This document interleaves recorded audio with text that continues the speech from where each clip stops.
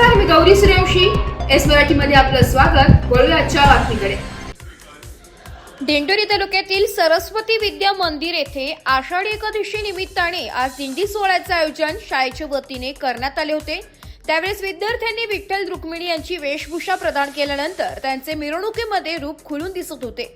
विठ्ठल रुक्मिणी यांची वेशभूषा केलेल्या दोघं मुली या डॉक्टर चांडोले यांच्या नाती असून त्यांच्या वेशभूषेने दिंडी सोहळ्याला वेगळेच रूप पाहावयास मिळाले. साक्षात विठ्ठल व आई रुक्मिणी या स्वतःवणीमध्ये प्रत्यक्षात दिंडीमध्ये साकार झाले की काय असा प्रत्यय ग्रामस्थांना येत होता.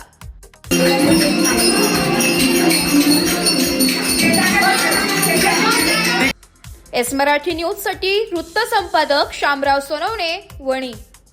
अशाच नवीन ताज्या घडामोडी जाणून घेण्यासाठी आमच्या एस मराठी न्यूज चॅनलला लाईक करा, शेअर करा, सबस्क्राईब करा आणि बेल आयकॉनला क्लिक करायला विसरू नका.